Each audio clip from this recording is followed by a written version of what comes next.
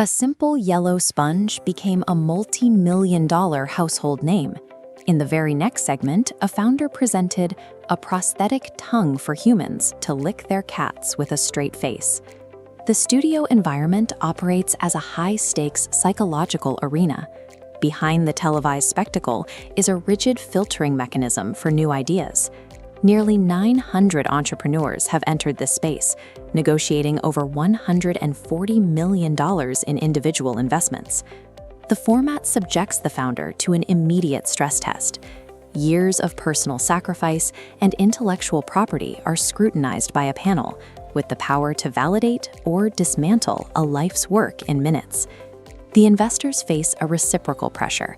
They must perform million-dollar risk assessments in real time, relying on their instincts and the limited data presented on the floor. Every entrepreneur enters with the same objective, yet their ideas lead to vastly different outcomes, some building global empires, others becoming internet footnotes. Aaron Krause presented the Scrub Daddy as a solution for household cleaning, centered on a polymer foam that changes texture based on water temperature. It was firm for heavy scrubbing in cold water and soft for gentle cleaning in warm water. Large manufacturing conglomerates initially rejected the product. When 3M acquired Krause's previous company in 2008, they viewed the sponge as a valueless asset and left it out of the deal. That calculation changed when Krause partnered with an investor who specialized in mass retail. Together, they turned the rejected foam disc into a brand with sales exceeding $670 million. Successful founders like those behind Bombas and Everlywell followed a similar logic. They identified specific, widespread pain points and provided evidence of clear market demand. Chris Gronkowski utilized his family's professional sports legacy when pitching the ice shaker. He realized athletes were frustrated by low-quality, non-insulated plastic bottles that failed to keep supplements cold.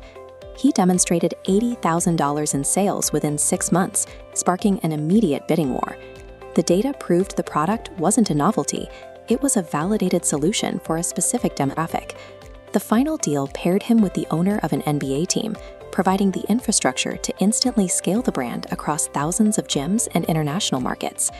These products succeeded because they moved past clever design and provided investors with undeniable customer validation. The most effective pitches focus on removing uncertainty. Investors fund the founders who can prove their assumptions with hard numbers. Conversely, the tank's most memorable failures often involve founders who are solving problems that don't exist. Products like the Licky Brush and the No-Fly Cone represent a significant investment of time into ideas with no verifiable market.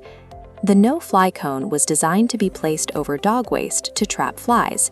It was a redundant solution to a problem easily solved by simply picking up the waste. Investors are often critical of ideas that are wildly impractical. One panelist bluntly questioned why a consumer would choose to build a monument to dog waste in their own yard.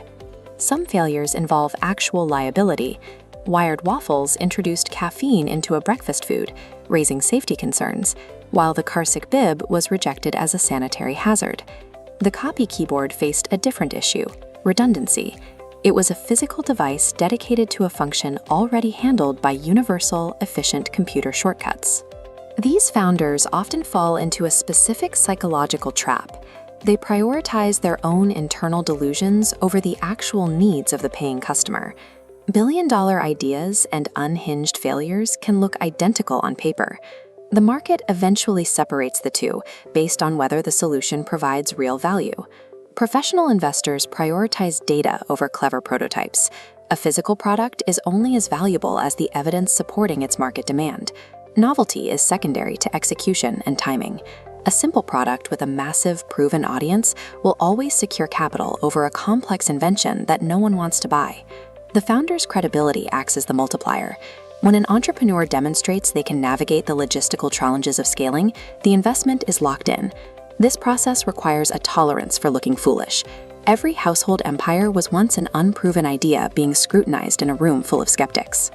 Some of these products become footnotes in the history of television, while others redefine their entire retail categories. The market rewards the idea that solves a real problem better than the alternatives. It favors evidence over eccentricity. Successful founders are those who can clearly communicate why their customers care. Test the clarity of your own presentation. If a stranger looks at one slide, they should immediately understand the problem you solve and the traction you have achieved. We developed the VC Funding Blueprint Kit to help founders meet this standard of clarity.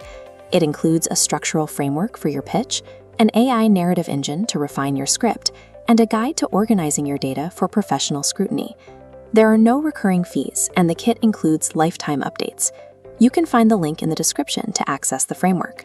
An investor decides based on a few minutes of evidence, but the market provides the final verdict on what is genius and what is unhinged.